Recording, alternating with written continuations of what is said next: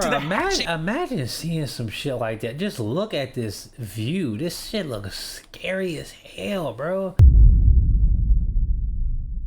Alright, we back with our biggest nerd, Eric Voss. 100+ details you missed in Captain America Brave New World. I gotta know this. Rockstars, I'm Eric Voss, and now that Captain America Brave New World is on Disney Plus, let's break down way more details we found upon rewatching this movie. And yes, I'm sure this is all of our repeat viewing. Me personally, I don't think the movie was that bad. Chill out, relax. I genuinely don't think the movie was that bad. I'm just happy that I was able to see a vicious Hulk. The movie after we all watched it several times in the theaters. Yes, right? We didn't just sit this one out and wait for it to come out on Disney Plus and are only now coming to New Rockstars for all the goods. Hey, however you got here, thanks for tapping on this video because I got you covered on all the Easter eggs. And in case you're someone who and I like the new Captain America. You even like Sam Valid. Only watches Marvel movies on Disney Plus now. Spoiler warning, I will be discussing plot details from the Thunderbolts film that I now consider to be widely held knowledge, as well as some promotional details we've been talking about on New Rockstars concerning Avengers Doomsday. And the best way to support us at New Rockstars is to head on over to nerdride.shop. I might have to cop one of these shirts. These shirts kinds of great merch options, like red shirts on Eric Voss, really bringing out the Thunderbolt Ross reds of this pale face. But we got them in all colors, all kinds of great Marvel designs, and yes, they all support us directly. Okay, this film opens with this. Like an old school vibe.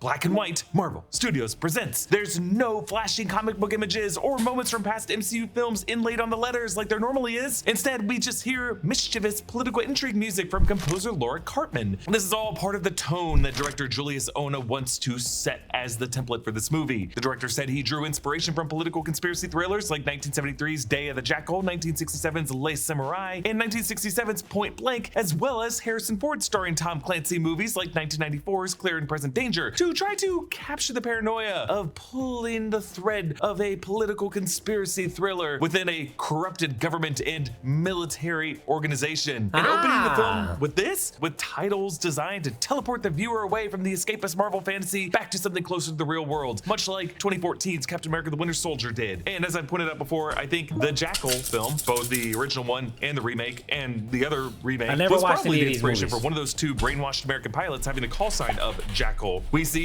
Harrison Ford as president. Hey, y'all gonna go check out Ballerina? I ain't gonna lie, I heard it wasn't bad.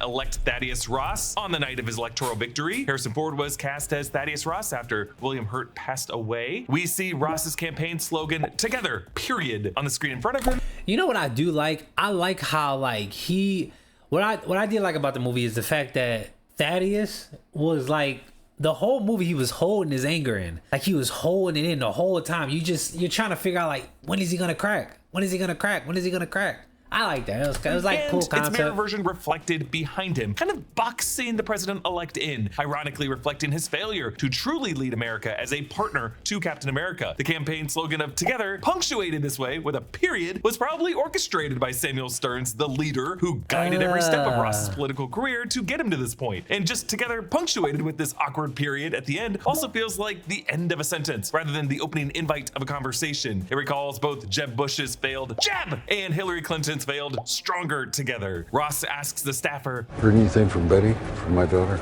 "No, sir." Yes, Betty Ross Liv Tyler is Ross's guiding light throughout this film, and she will appear later on. The announcer says, "All right, New Hampshire, we are moments away." I missed this part when we first broke this movie down. They're in New Hampshire. So for Ross to be holding his victory speech in New Hampshire, it's just pretty interesting. New Hampshire is one of the early primary states that might have proved crucial to Ross's primary campaign, especially if he's within the same political party as President Ritson. And New Hampshire is also the doggedly independent, live free or die state. I'm thinking someone who worked on this movie might have just loved the West Wing because it is the home state of Martin Sheen's President Jed Bartlett. Ross takes heart medication, as we will also see his heart condition is how Samuel Stearns corrupted him, and these pills are gamma irradiated. Signs in the crowd read, "Ready for Ross." And we see prints of Thaddeus Ross in a style that looks like the Obama Hope poster. Ross says, "From the disappearance of half of mankind to the emergence of a celestial mass." They talk about Thanos and they talk about the Eternals. I got it, Eric. It's over. In the Indian Ocean, the threats we face show no You signs ain't gotta of say it, slowing Eric. I already down. said it. Yes, he's referring to the blip from Avengers Infinity War and already Avengers said it. Endgame when Thanos the Mad Titan snapped half of all life out of existence. And he also refers to the hatching of the celestial named Tiamat in the Eternals film, a mass whose adamantium to the hatching. Imagine seeing some shit like that. Just look at this view. This shit looks scary as hell, bro. And make the Earth seem small. Of the celestial named Tiamat in the Eternals film, a mass whose adamantium core becomes essential to this movie's plot. The Spectrum News anchors are played by real-life Spectrum News anchors Sharon Tazewell and Josh Robin. Josh talks about how Ross isn't working with Captain America, and the file photo shows Sam Wilson from the first episode of The Falcon and the Winter Soldier when he donated the Captain America shield to the Smithsonian. Sam watches this footage from Abe's bar, which might be a reference to the Abe's Head bar, a bar that was smashed through by Red Hulk in 2008's Hulk #7. Sam gets toasted by other service persons at the bar, and in the background we see a Ross bumper sticker and a poster that says Ross 25. So I will politely choose to ignore this detail in order to try to make some sense of the very, very messy MCU timeline. Later, after a time jump, we know this movie takes place in April 2027. So that would mean Ross must have won his election in November 2026, which is already kind of weird because it would mean the MCU election cycle is on off years from our world. But that is how the West Wing works. Their elections were in 1998, 2002, and 2006. So Ross 2025 would just be all sorts of wrong. But it could be for some other office that Thaddeus Ross ran for before running for president, because, you know, various other offices around the country, like the Virginia governor, are on odd-numbered years. But that would also be just a little weird, because Ross was already a national figure from being Secretary of State. So I think this poster was from like a pre-reshoot version of the movie when they thought that this movie would be coming out earlier. Also on the wall of this bar is a jersey for Howard University, a historically black college. It was also the alma mater of Chadwick Boseman. I wonder if this was a tribute to him because Nate Moore did produce this movie and the Black Panther film. Bro, Eric Voss's team is fucking insane, bro. It's so insane. Like everything has like mad pieces to it. Really the projects he was most involved with at Marvel. We also hear the anchor's voice refer to Ross as the Hulk Hunter, and these news anchors remind us of Ross's past as a 3-star general. Harrison Ford in this clip wears a mustache, recalling William Hurt's look as a character. He kicks over the podium, foreshadowing his swatting of the podium in the Rose Garden as Red Hulk in the final battle. And Ross kicking over the podium match cuts with archive footage of him from the 2008 Incredible Hulk film Battle of Harlem, as Hulk was thrown by Abomination through a bus. So the edit makes it seem like Ross was the cause of that force. Also, if you listen closely to Harrison Ford and read his lips, he's definitely shouting this. Warranted outburst during a press conference. In fact, many blamed Ross for the collateral damage. Haha, they snuck in an F-bomb there. PG-13 movies are only allowed to have one depending on the context. For example, the F-bomb in Guardians of the Galaxy Volume 3. Open the door. But the 2008 Hulk footage here is presented out of order. This bus shot is followed by a shot of Abomination trashing Harlem, which is earlier in the battle before Banner. Look, this nigga. Order. This bus shot is followed by I ain't even pick a shot of Abomination trashing. You see these humans? Harlem. Damn, they're done. I ain't gonna lie, it's close to them.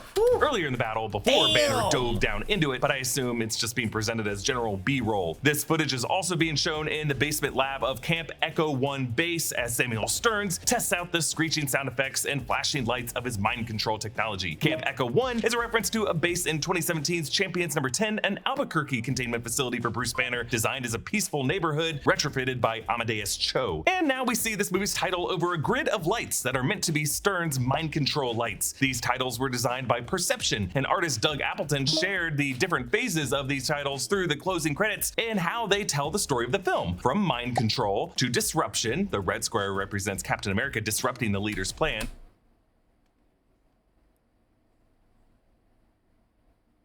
to teamwork, blue introduced to the red to represent Falcon working with Sam to dismantle the leader's grid, and then finally breaking free, where the grid is destroyed and all the different squares fly away freely. I have to be honest, I would not have gotten that had he not made this chart. And at this point, there was a deleted scene from this point in the movie that would have preceded Sam's mission to Mexico, introducing Sam and his relationship with Layla Taylor in a different context as they train together boxing in Clay's Gym in the DC area. I hear the SEALs are gearing up for a big mission in Mexico. That mission's classified. How do you even know about that? Word travels fast. But now in the film, we have jumped 5 months later as a United States Air Force plane flies over Oaxaca, Mexico. Danny Ramirez returns from the Falcon and the Winter Soldier as Joaquin Torres, running support for Captain America Sam Wilson to take out Serpent, who has taken over the Cathedral de Santo Ramos. Serpent is this movie's name for the Serpent Society. In the comics, the Serpent Society was an organization of snake-themed villains opposed to Captain America in the 80s comics created by Mark Grunwald and Paul Neary. Captain America's Serpent Society was actually the fake title for the third Captain America movie when Kevin Feige announced it in October 2014, before later in that panel saying, haha, just kidding, it's actually going to be Captain America Civil War. Sam's call sign is now Eagle 1, which shows the evolution in the bird of prey progression for the character from Falcon to Eagle. Sam soars in at high altitude wearing a white cowled suit similar to the one given to him by the Wakandans at the end of the Falcon and the Winter Soldier, but here with a bit less fabric around the head and the neck. He goes into a controlled dive, forming a cloud funnel around his body, which then blows away when he opens his wings like a parachute. But he's still carrying some of that tailwind with him because he uses the delayed rush of the air from his landing to blow back the Serpent soldiers. Now, why doesn't this landing break his legs? Well, because this suit is made of vibranium, and vibranium can absorb impact. And you'll notice that his helmet retracts with a purple nanite glow like the Black Panther masks do. During this opening fight, Sam does the wing barrel roll move that he did in the opening sequence of Civil War. And then as Sam shields himself with his wings, they glow in that purple hexagonal pattern that we often saw on Wakandan tech. Sam slams the wings back down to form the iconic Black Panther percussive blast move that we first saw T'Challa Come on, let me know in the comments, bro. What do y'all think of the fight scenes? The fight scenes was hard. The fight scenes was hard.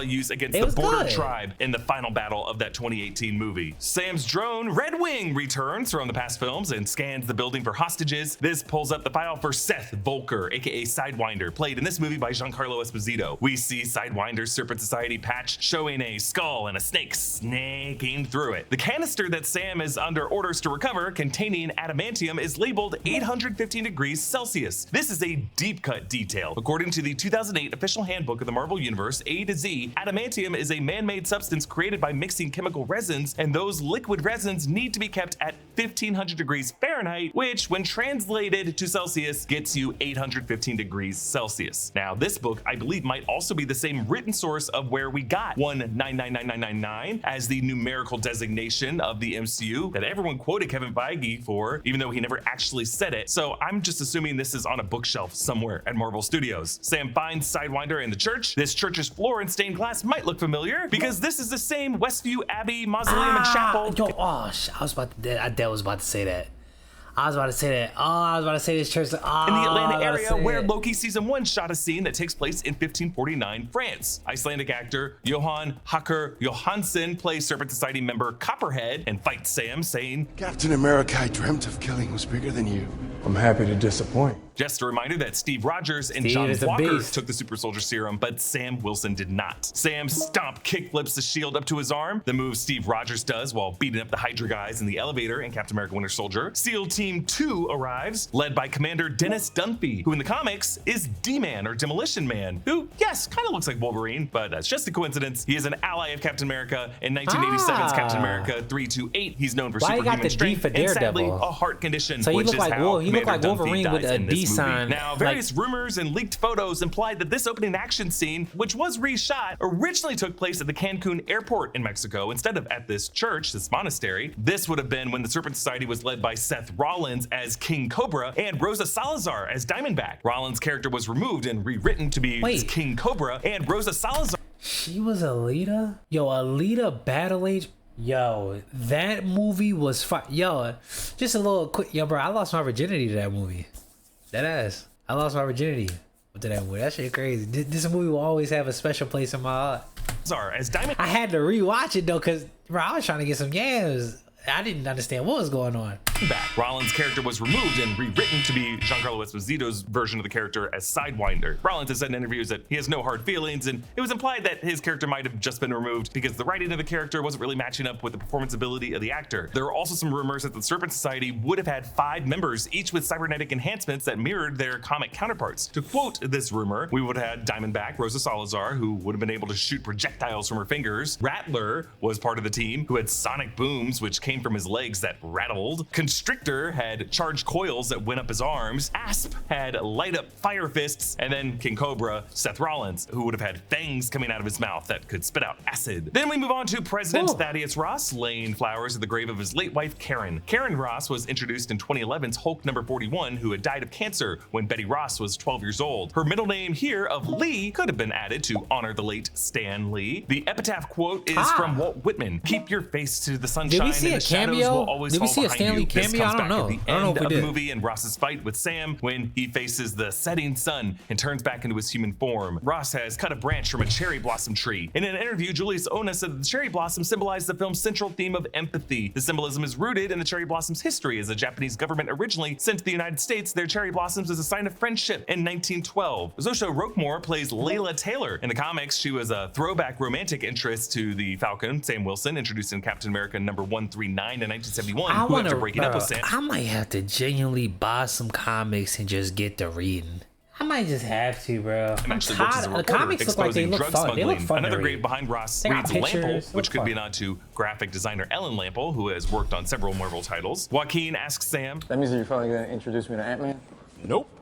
Remember, Sam was the first Avenger that Scott Lang met at the compound in the 2015 Ant-Man film, so Sam is probably still a little salty from getting bested by Scott in that interaction. They meet Isaiah Bradley, Carl Lumbly returning in the role after the Falcon and the Winter Soldier. This gym is in Baltimore, Maryland, which would put it not too far from where Red Guardian Alexei Shostakov begins in Thunderbolts. The Falcon and the Winter Soldier explored how Isaiah Bradley was a Korean War veteran who was given the super soldier serum against his will when the test worked, and even after a heroic rogue rescue mission that would be comparable to Steve Rogers saving the 107th Infantry in World War II, the government imprisoned Isaiah because they didn't want a public black super soldier. And there he stayed, locked up, until a nurse decades later took pity on him and broke him out. But in the Falcon and the Winter Soldier, Sam was able to exonerate Isaiah, giving him a statue in the Captain America exhibit at the Smithsonian. In the comics, Isaiah Bradley was the sole survivor of 300 black men that the US government experimented on in hopes of recreating the super soldier serum. During World War II, he was sent on a suicide mission and he stole the Captain America uniform and shield before leaving. He survived, but was court-martialed and imprisoned for stealing the uniform. In this scene, Isaiah punches the punching bag off its chain, just like Steve Rogers did in the 2012 Avengers movie. Sam pulls flags from Isaiah, and we see how he has trained to go toe-to-toe with super-enhanced foes much stronger than he is, setting up Sam's battle with Red Hulk in the final act. In the back room, we see posters of Jackie Robinson, number 42 on the Brooklyn Dodgers, a historical figure played by Chadwick Boseman in a movie with Harrison Ford, as well as Kareem Abdul-Jabbar, number 33, when he was still playing for the Milwaukee Bucks before his time with the Lakers, as well as heavyweight boxer. No, it's Hakeem. Jack Johnson, who rose to prominence in the era of 1902 to 1912, defying all norms at the time as a black boxer, taking on white opponents, and faced a ton of bullshit charges under Jim Crow laws. All three of these guys were groundbreaking black athletes in, at their times, sports that were still very much white dominated. It's the kind of pressure that Sam and Isaiah have found themselves under. Who the hell is that? Sports that were still very much white dominated. It's the kind of pressure that that's a Chadwick. Sam and I thought that was Kobe. found themselves under. Sam reminds us that in Civil War, Ross imprisoned him on the raft and hounded him and Steve and Natasha for years. Isaiah mocks Sam for trying to do his counseling bullshit on him, referring to Sam's time running counseling sessions for vets that we saw in Captain America the Winter Soldier. Sam says, "I know Ross will never change, but he is the president." Yes, foreshadowing Ross's literal change in this movie. On the ride to the White House, Isaiah says that the suit he wears is the one he wore on his wedding day with Faith. Faith Bradley was mentioned in episode 5 of The Falcon and the Winter Soldier. And we see on the invitation that it lists this day as Thursday, April 16th, 2027. Now, April 16th in 2027 is actually a Friday in our universe, but either way, we're in spring 2027 here. And it's kind of an important date as we look ahead to things like Thunderbolts and how Thunderbolts post-credit scene takes place 14 months after that. Outside the White House, Sam, Joaquin, and Isaiah pose for the cameras. There was likely a deleted scene from this moment because early trailers showed a shot of Samuel Stearns, the leader, in disguise as a member of the press corps on the other side of the street. You can actually see one man in the crowd here with a ball cap tipped down. I think this is going to be part of his appearance instead of the theatrical version of the movie that showed him back at Camp Echo 1 base. There was another version of this movie where the leader was kind of like out and about. So this event is the Celestial Island World Summit, with a logo showing an open hand reaching toward a ring of fire, which feels like a reference to Prometheus, the titan from Greek mythology who stole fire from the gods and gave it to mortals. That, in a sense, is what adamantium is in the MCU, with an origin point from the Celestials, the gods of this universe. Joaquin takes a selfie and airdrops it to Isaiah after removing his phone screen guard earlier, setting up Isaiah's phone as a device the leader will use to hijack and brainwash him. The term airdrop throws them both for a kind of loop because, you know, as a Korean War vet and an Air Force test pilot, it would mean something very different to them. Ross meets with Sam and he's sucking on this red lollipop, which he uses as kind of an oral fix to kick his cigar habit and in place of nicotine gum. And yes, red, the color of the Hulk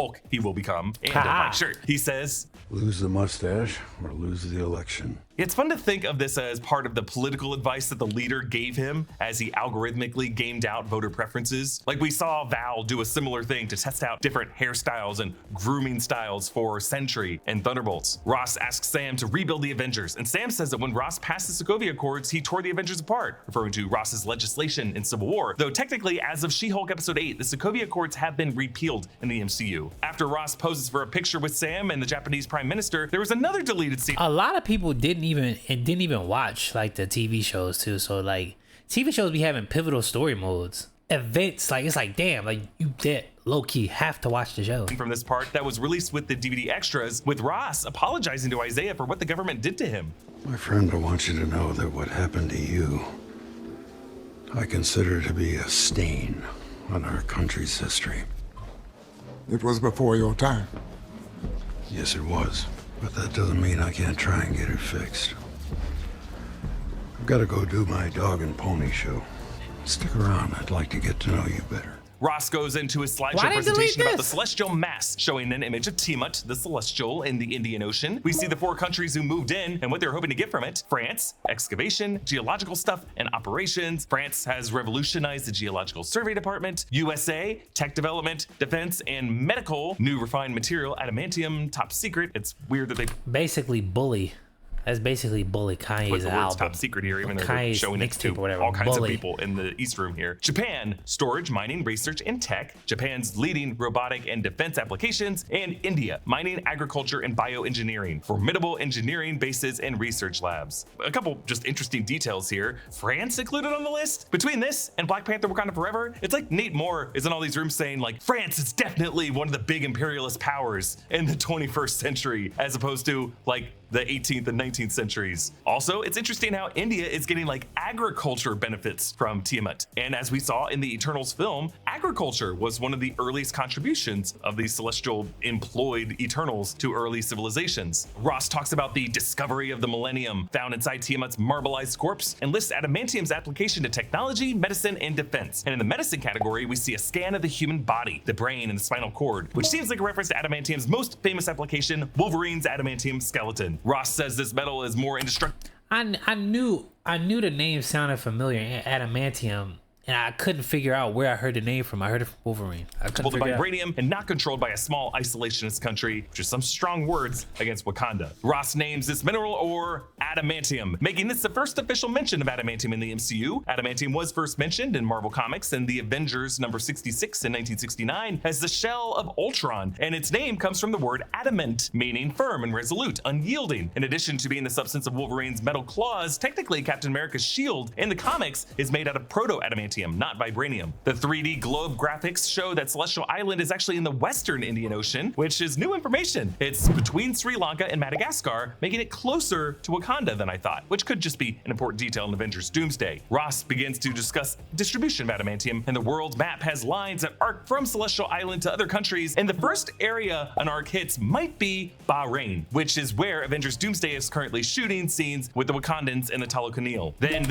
the 1959 song Mr. Blue by the Fleetwoods plays. This is the song used by Samuel Stearns. It's reference to his dark web code name in the 2008 Incredible Hulk movie being Mr. Blue. Like the brainwashing the Manchurian candidate, Isaiah suddenly attacks a Secret Service agent and fires on the president. All hell breaks loose. Ruth Bat Saraf kicks into action. Her role seems to have been reduced in this movie, and it might be a result of Marvel choosing a historically Israeli superhero without thinking about the blowback that they might get for having a hero with a history in the IDF and how that could just kind of put them in the middle of a very controversial, untouchable political issue. At least untouchable for big companies like Disney to take a stand on. Although, you know, It shouldn't be that hard to take a stand on that. Ruth tries to shoot Isaiah, but Sam flings a serving tray to knock her gun loose, always finding makeshift shields. And if she were to flip over that shield, she would see that he wrote on it, "Free Palestine." Isaiah leaps off the balcony, a stunt Steve did in Captain America Winter Soldier. They filmed it in a similar way with wires. Isaiah runs out into the World War I memorial and gets arrested. Only now does Isaiah come back to consciousness, telling Sam he can't go back inside and begging the agents not to mess up the suit as it's the one he was wearing when he married Faith. Carl Lumbly gives a heartbreaking performance in this movie. Sam pushes past Secret Service agents to get into Ross's security bunker. Remember, Sam did not take the super soldier serum, so this is just brute strength and Cap confidence that gets him through. At first, it seems like Ross makes an exception for Sam. He stays.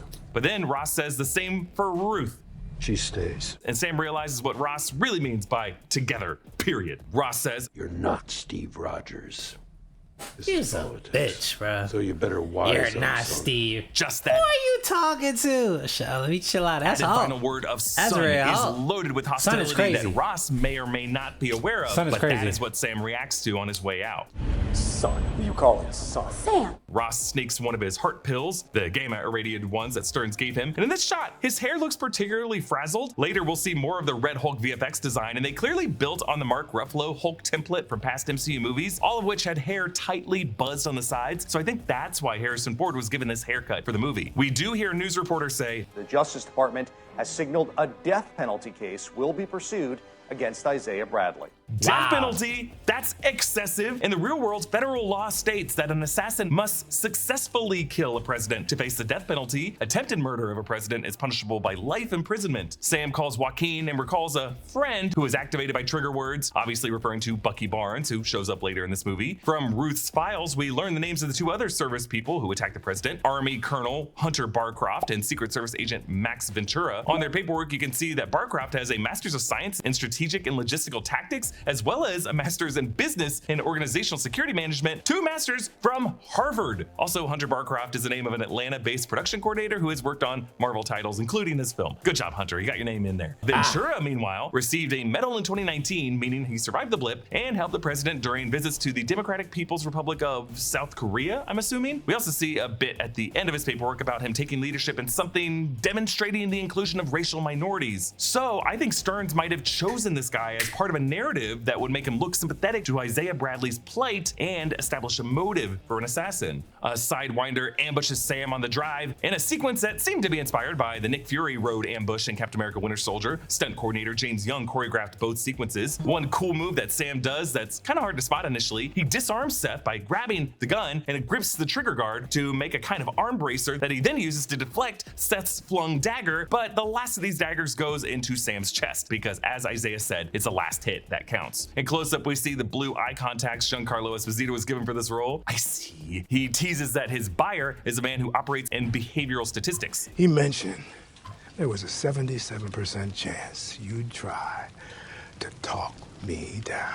Sam holds onto the axe that Seth Mr. wedged Blue. into his stomach and uses it to deflect one of his shots while running into the salvage yard. Aaron's salvage yard. Could this have been nerdy Aaron, played by DC Pearson, Captain America Winter Soldier? Did the guy move into salvage scrapyard work? The brand of bleach that Sam pours on the radiator is Roxxon, the recurring energy and retail conglomerate that we've seen throughout Mouse. the MCU. Moving on to this workspace we're now going to call the Falcon's Nest. We see a collection of memorabilia, including a photo of Sam with his former pal, Ronald Riley, both of them from the XO7 wingsuit program from the 58th Pararescue Squadron, the partner whom Sam talked about in Captain America the Winter Soldier, who died because Sam was unable to stop his fall, which sets up Sam's big fear with Joaquin later. Behind this photo is Ronald Riley's folded flag to honor his death, and there's a plaque honoring Sam Wilson's service, and a photo of Howard A. Wooten, a Tuskegee Airman. Wooten was training to fly B-52 bombers when World War II ended. This is the official image of the Tuskegee Airmen Foundation. There's also a photo titled Unidentified African American Soldier in Uniform that comes from the Library of Congress depicting a black World War I soldier. And the fact that Isaiah Bradley was incarcerated in front of the World War I memorial puts this picture in a different context, doesn't it? We see a photo of Sam with Bucky Barnes, and actually the production folks just took a red carpet photo of Anthony Mackie and Sebastian Stan from a past appearance at D23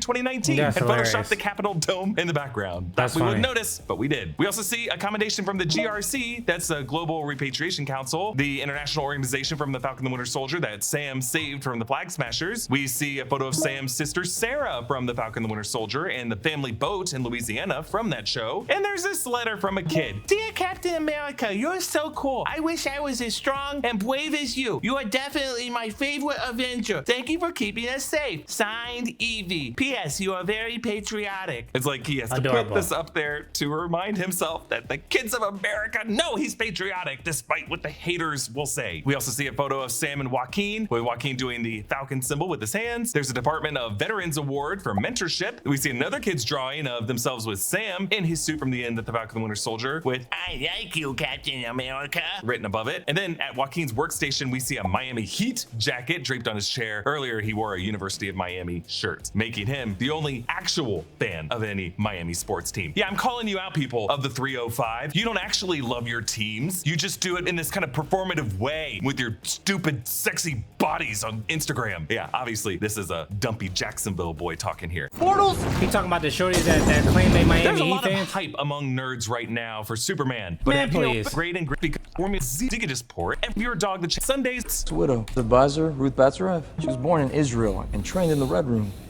She's ex-widow. So I think originally in the scene, there was a different line wording Ruth's Israeli backstory just in a different way. And they cut away from Danny Ramirez while he recorded his line via ADR to say simply, she was born in Israel. Ross's advisor, Ruth Batsarev.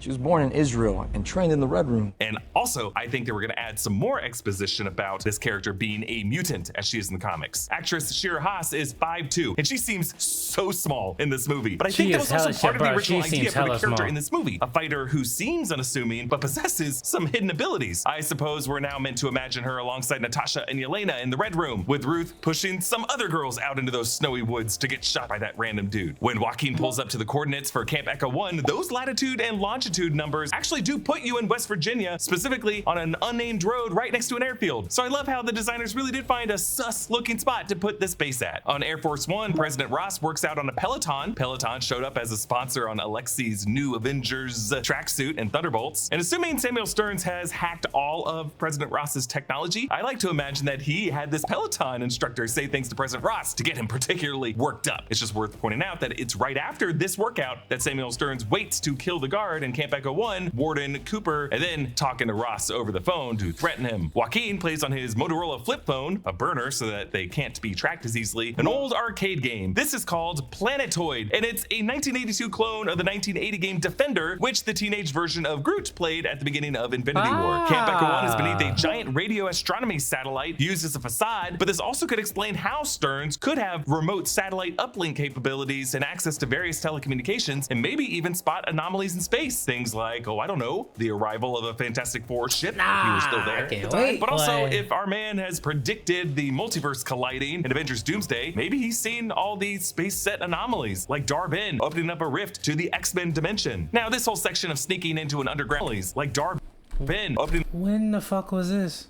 When was this? What is this? What is this? What is this? Up a rift to the X-Men dimension. Now, this whole section of sneaking into an underground base reminds me of Steve and Natasha sneaking into the old Camp Lehigh base. Let me know in the comments. Winter Soldier, but where's instead that from? of a green-headed Phase 1 sub-villain of Zola, in this basement they find the green-headed Phase 1 sub-villain of the Leader. We see a diploma from Grayburn College, which is a university in New York where Samuel Stearns worked, where Bruce Banner and Betty Ross found him in the 2008 film. This awards Samuel Stearns a Master of Science in Cellular and Molecular Biology. There are other diplomas that are harder to make out, but I assume they give them various doctorate degrees. The computer on its screen background also says Grayburn. We see a surgical device prototype doing surgery on a model brain. I wonder if Stearns was running tests on himself and his exposed lumpy head. The names of the brainwashed victims on the wall are Payumo. This form lists his rank Sergeant Payumo instead of his first name, which is Frank. We see Hunter Barcroft, Chris Meltzer, James Davidson, Isaiah Bradley, Togo Reed, Isaac Martinez, Theo Wincroft, Lloyd Chavez, Dylan Festi, and Nancy Martinez. And you're wondering, yes, I did look up those names, and they're just like random names. There are 16 others on the wall to the left and 8 more on the right. So all in all, the Leader has brainwashed a lot of people. The first file that Sam opens is for Frank Payumo, measuring the plasma proteins and how they tracked post-irradiation, meaning that it was a similar gamma irradiation that he used to just initially program him. We see the file on President Ross with a chemical reaction describing the radioactive decay of thorium. Thorium-233 is what thorium-232 becomes after it absorbs a neutron, turning it into a fertile fissile fuel, also thorium, Thor. It was named after the Norse god of Thor, and technically in the mythology of the MCU, all the Norse gods of Earth are based on Thor and his buddies from Asgard. Ross's birthday is listed as August 22nd, 1945, making the character 81 at the time of this movie in April 2027. He was also born literally a couple weeks after the bombings of Hiroshima and Nagasaki. He is a true baby boomer. The Japanese prime minister claims to have intelligence that the Americans stole the adamantium sample, which is really just bogus intel leaked by Samuel Stearns, we find out later. Throughout the whole movie, he was just trying to control himself. Bro, that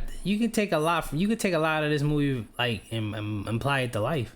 It really be like that. You really gotta control your emotions as a man. Like just to picture you destabilize this treaty. Back in the lab, they bring up old lecture footage of Samuel Stearns at Grayburn with Tim Blake Nelson looking as he did in the 2008 Incredible Hulk movie. Use those incredible brains of yours. Wasn't half bad looking, was I? Yes, those incredible brains of yours, setting up the sight of him. Samuel Stearns appears in the shadows, his one green eye glimmering from the dark, because we know his other eye is kind of milked over, and then he reveals himself. Why does everyone think that I want to kill Ross? Is it because he imprisoned me here without a trial after an infusion of gamma warped the structure of my brain?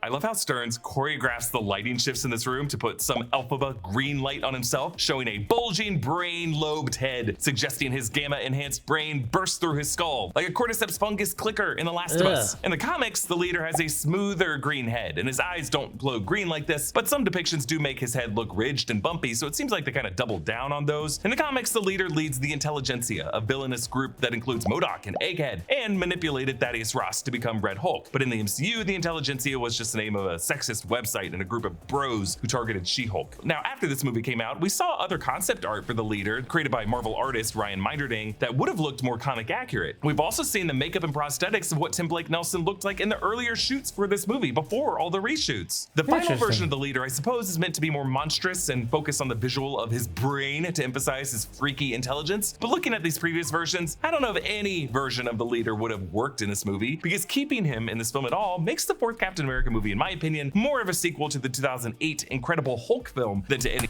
I prefer the big head. Like I don't like to see the brains and shit. The other MCU movie. That nigga look crazy. That's just not a history Sam Wilson has anything to do with. Stearns says that Ross imprisoned him here at Camp Echo 1 for 16 years, developing technologies, health remedies, and political strategies that kept Ross alive and led him to the presidency. Since Stearns seems to have really felt those 16 years, I assume he didn't dust away in the blip and was stuck down here for all those years. Since Ross did dust during the blip, that could have led to Stearns jumping ahead in his advancements in ways that Ross never knew about. And this would also mean that since the dawn of the MCU, Samuel Stearns has been quietly developing super weapons technology, surveillance methods, and other inventions for any part of the US government that was led by Thaddeus Ross. The Sokovia Accords even could have been the leader's idea to divide the Avengers. In a way, the leader and Zemo were both kind of working together and never knew each other. Maybe the leader even knew that doing this would unearth the truth that Steve Rogers' friend, Bucky Barnes, was the one who killed Howard and Maria Stark. Since Thaddeus Ross was there when the Red Room crashed at the end of the Black Widow film, that could have included Dreykov's mind control technology, and maybe Samuel Stearns tweaked that to use it on all of these military personnel. Yes.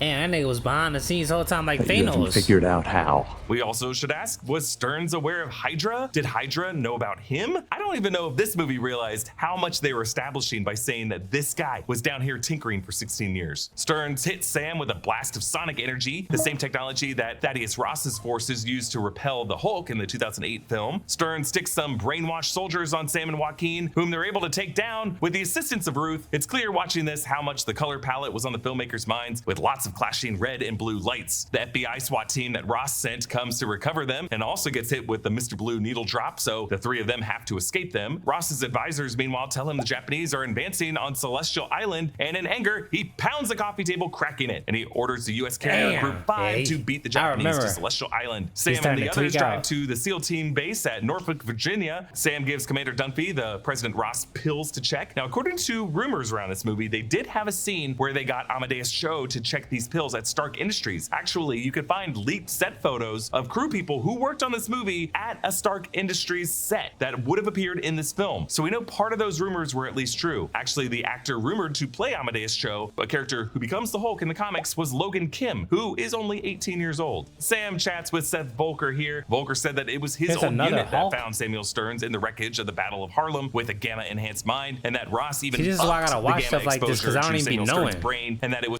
There's another Hulk? Well, there's a plethora of Hulks. They live on a planet, right? And then that planet is gonna get destroyed, and that's how we're gonna get Monster Hulk, whatever the nigga is. Stearns, who paid Sidewinder through the CIA Black Fund to steal the adamantium. At this point in the movie, especially in scenes like this, it's really not hard to see how much green screen must have been used to finish these scenes. Pretty much any scene with Giancarlo Esposito and Tim Blake Nelson, guaranteed green screen reshoot. So this interrogation, we suspect, was originally going to be Sam talking to Rosa Salazar's character. Onto Celestial Island. We get new shots of the marbleized corpse of Tiamat in the Indian Ocean, this time from sea level, allowing us to see the little grooves and swirls in his armored shell. Ruth in these scenes has an armored chest piece under her jacket that seems to have been part of a bigger plan for this character in the sequence that ultimately was never used. They're on the USS Milius, which is an actual Arleigh Burke-class Aegis-guided missile destroyer of the US Navy. Ross stands before a board that reads in red CAP status, which stands for Combat Air Patrol. This board is meant to track the aircraft patrol over an objective area to intercept and destroy hostile aircraft, though ironically in the scene, the status of CAP is also something that we're keeping in mind. In addition to Jackal, the other pilot's call sign is Whiskey, which is an unlikely call sign because whiskey is one of the alphabetic words in the military alphabet. You know, Alpha, Bravo, Charlie, Delta, Echo. So it would be kind of confusing to have a pilot referred to as any of those words. Look, I come from a family of Navy pilots. Maybe there's a pilot out there with the call sign of Sierra or Foxtrot. I just don't think it's likely. Sam confronts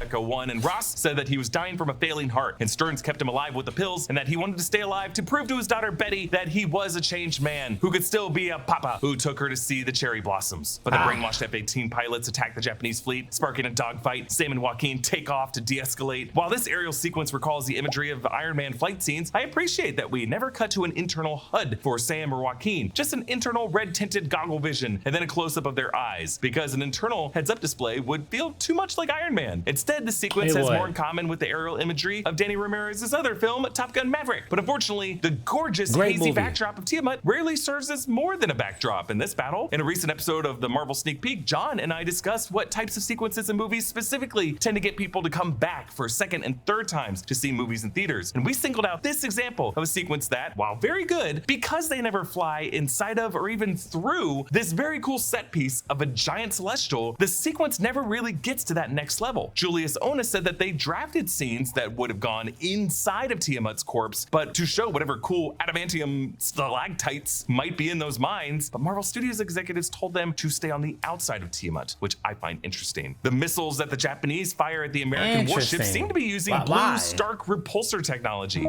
I mean, if they did fly in, I mean, they didn't have to show anything. They could have flew in mad quick and just like jump cut it out. It's another example of how Stark tech has spread far and wide throughout the governments of this world. I do really like the stunt choreography of this sequence, how Sam uses Red Wing to fly behind him, carrying his shield to deflect fire from a further back angle. That's now hard. Sam Red Wing, stops one of the ones. Red Wing, surfing it down into the water. President Ross's head headset gets hacked by the leader, and the red glow of the board behind him reflects on his face, making him look like he's drowning in red. Sam uses the vibranium wing to slice through a wing of Whiskey's F-18, and I just noticed the detail that the vibranium in his wing glows purple as this happens, to show how it is the individual vibranium atoms that are absorbing this impact and shifting in a specific way that allows this to be a clean cut. Jackal fires 4 more missiles at the Milius. Sam bounces his shield among them, which shows that his practice with the pads on the trees in Louisiana and the Falcon and the Winter Soldier definitely paid off. Again, each time his wings take out these missiles, they and the explosions glow with the color purple of the redirected kinetic energy from the vibranium. Joaquin stops one missile but blows up the second one too late, and Sam know how to use that suit in that shield, reminding us of Rhodey's almost deadly injury and his fall in Captain America Civil War. The leader calls President Ross from the home of that retired admiral whom he killed with the admiral's wife and exploits Ross's stress level to try and goad him to becoming the Red Hulk. Ross's eyes turn red, his calves bulge, and he squeezes the metal of the bulkhead. Though I have to share the plot hole that John pointed out here. Why can't Ross just hang up the call? Why can't he just take off the headset? Sam manages to stop Jackal's plane kamikazing into the side of the ship by ejecting. They gotta do it for the story. They gotta do it for the story. That was a good scene, bro. I was hyped. I was like, oh shit, they got him.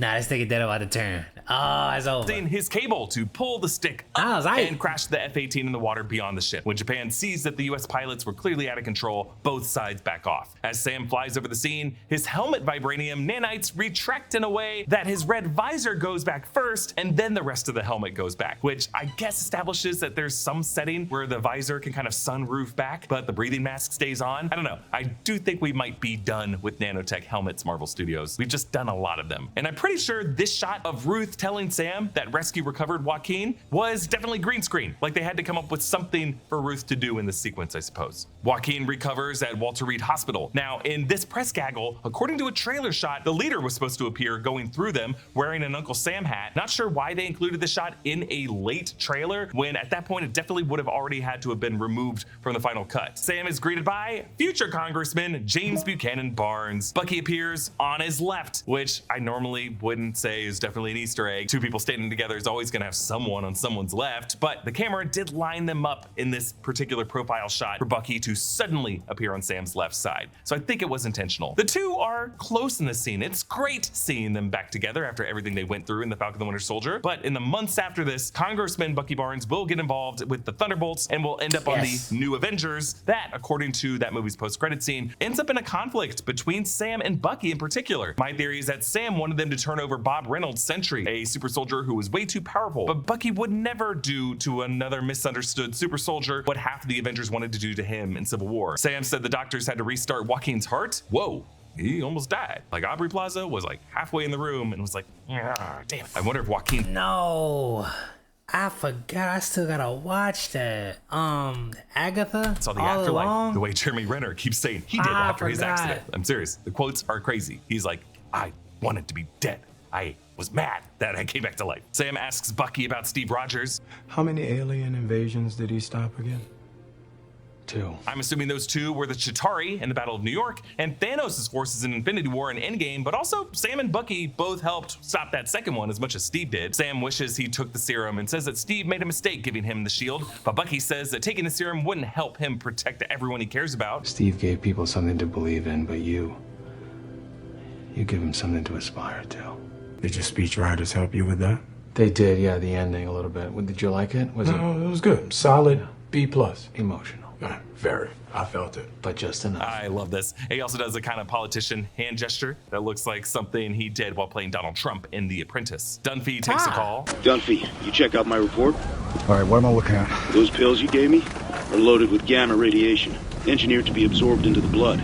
Where the hell did you get these? Yeah, the captions here call this caller scientist, and I'm almost certain this was going to be the voice of Amadeus Cho. Stearns, who strolls into a Navy SEAL camp that probably would have been heavily guarded, he stops Dunphy's heart using a frequency device that might be based on the device Obadiah Stane used to paralyze Tony Stark in Iron Man. In the Oval Office, we see old photos of Harrison Ford from the early 90s, where a mustache has been photoshopped under his nose. There are also photos of Liv Tyler from a younger age, around the time when she realized that she was Steven Tyler's daughter. We hear Liv Tyler's voice over the phone as Betty, as the daughter and father promise to take a walk sometime to see the cherry blossoms. Ross speaks to the press in the Rose Garden as Samuel Stearns turns himself into Sam in front of Walter Reed, asking for counsel from a man at the end of his rope, reminding us of Sam's time running the group sessions. This scene is certainly the biggest offender when it comes to the obvious green screen plating. They also shot the scene with just a slightly odd anamorphic focus, which might be designed to gloss over some of the awkward rendering detail. I'm a bit surprised Marvel didn't even try to clean this up a little bit for the Disney Plus release. Sam asks, You ever use that big brain of yours to consider that maybe you're wrong about Ross? Wanna bet? This sets up the bet that they bring up about Ross in the post-credit scene. The press hounds Ross about Stearns going public about Ross's imprisonment of him, which the scene shows us with the close-up of a reporter getting an immediate news report, which also is probably a pickup insert shot. And the fact that we can kind of see the seams at this point in the movie, I think undercuts how great the Red Hulk moments are that come after. It all just happens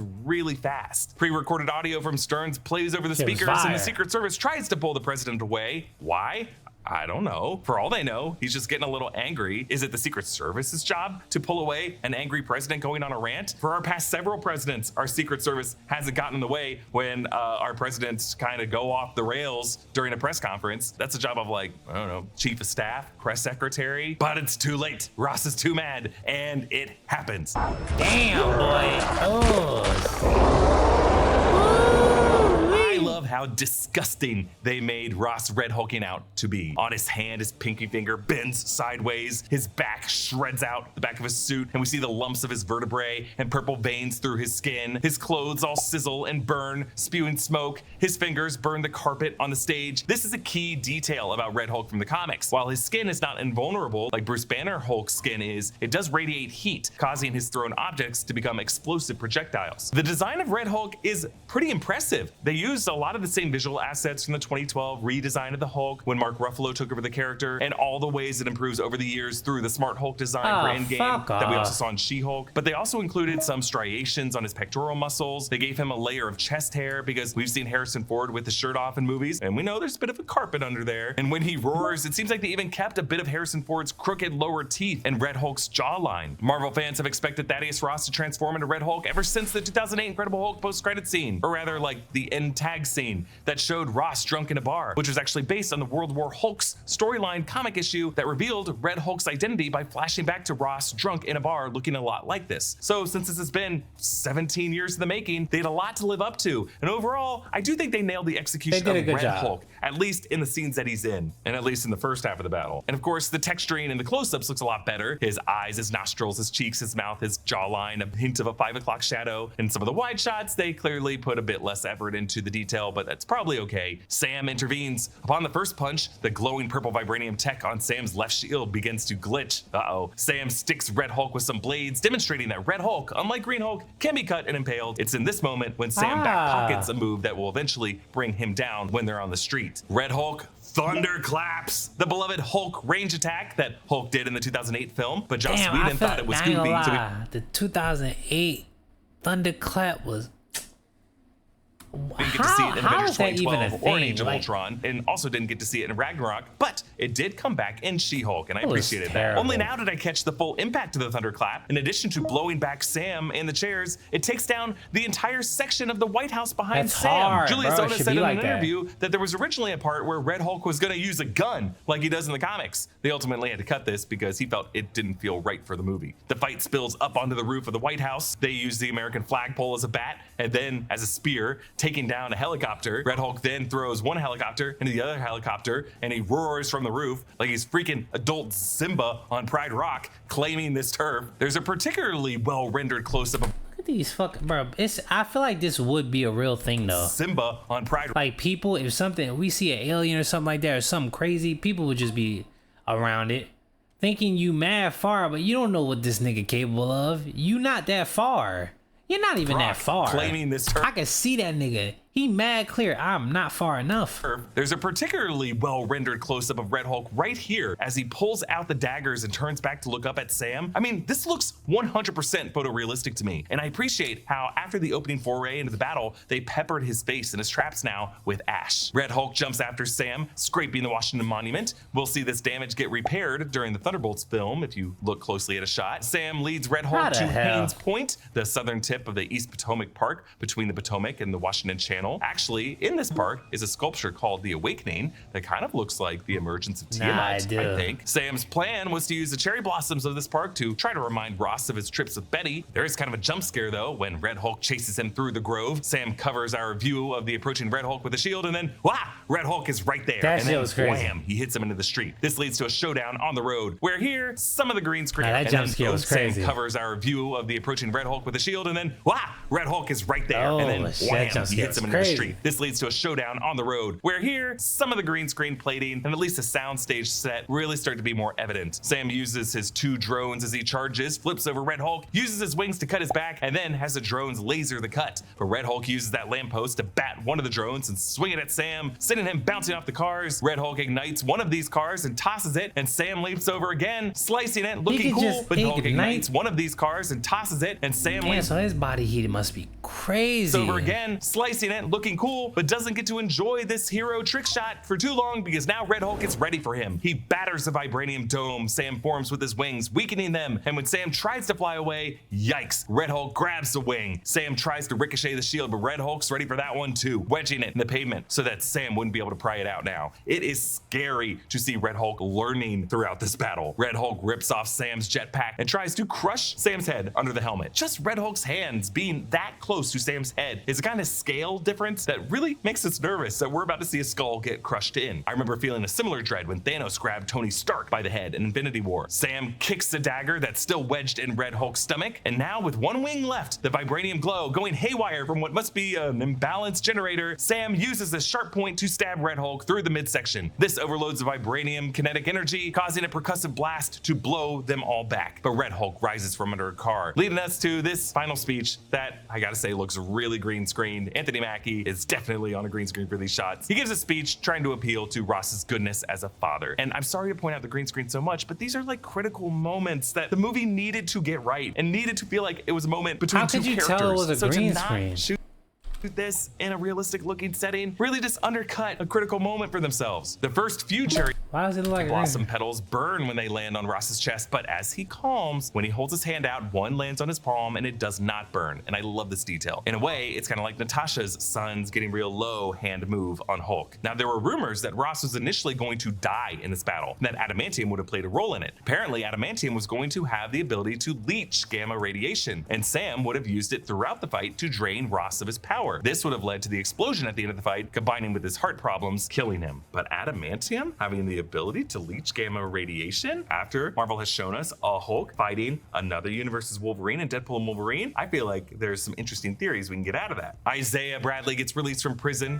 That's 3-0, man. Yes, he's calling back their flag sparring training in the earlier scene because Sam never got to the third flag. And I just noticed that Sam has not changed out of his battered and burned suit, meaning that he came straight to this prison after the battle and waited for them to follow through on releasing his friend. The newscaster gives us this movie's one mention of the title. Worldwide talks continue in the arms race for the newly discovered element as we enter the brave new world of adamantium. Executive producer Nate Moore, when asked about adamantium being in this movie, had an interesting statement about adamantium's MCU origin as coming from the Celestials as being something unique to this universe and will play an important role in the franchise's future X-Men plans. I theorized it could even play into Dr. Doom's new mask same task strategy of a suit of armor around the world, and adamantium arriving to the 616 universe in the form of a celestial pimple on the planet could put a particular target on this planet in this universe. We return to the Raft, the floating island prison. Ross is now in the cell, wearing the same blue jumpsuit that Sam and the others wore when Ross locked them up in that movie. We learn that Ross resigned and accepted his sentence, and Japan upheld the treaty, which is now called the Ross-Ozaki Accords. You can see another prisoner in the neighboring cell that I thought might be Zemo, who did end the Falcon the Winter Soldier back in the Raft reading his books like this guy is reading, but I don't know, the shape of the other prisoner's head also makes him look a bit like the leader. I don't know why they would put them on the same level, because it does kind of look like in the post-credit scene that Sam is on a different floor than he is in this scene. Liv Tyler cameos in the scene as Betty Ross, making peace with her father. Does look like another green screen plate, I gotta say. There was a different deleted scene that they showed all over the trailers. A funeral that we know from set photos that Betty Ross would have been at. So I think that was part of an old version of this movie that had Ross not surviving that battle. We end the film with Sam and Joaquin. Because if I'm not on point, I feel like I let down everyone else who was fighting for a seat at that table.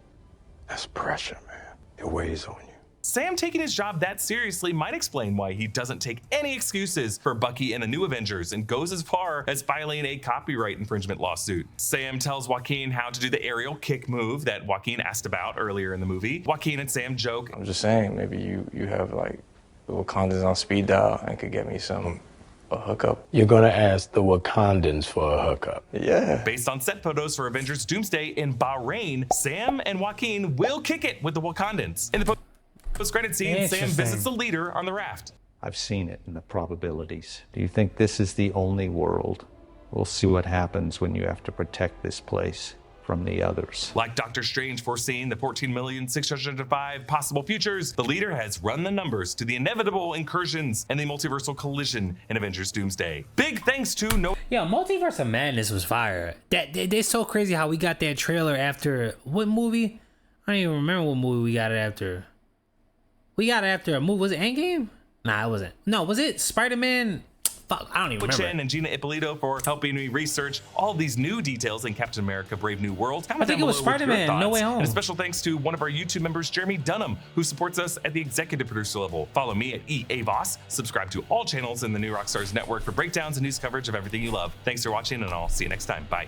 Thank you, Eric. Yeah. Fire. I honestly enjoy that we get a down-to-earth story for once instead of dealing with supervillains who just want to go head first into everything. Bro, I just got vidIQ, and it's kind of funny, like, how I'm just seeing everybody's subscriptions. Like, I don't want to see that. I gotta figure out how to turn that shit off. All right, y'all. Like, comment, subscribe. Like, comment, share, subscribe. See y'all in the next video. We out of here, man. Let me know in the comments that y'all enjoy it.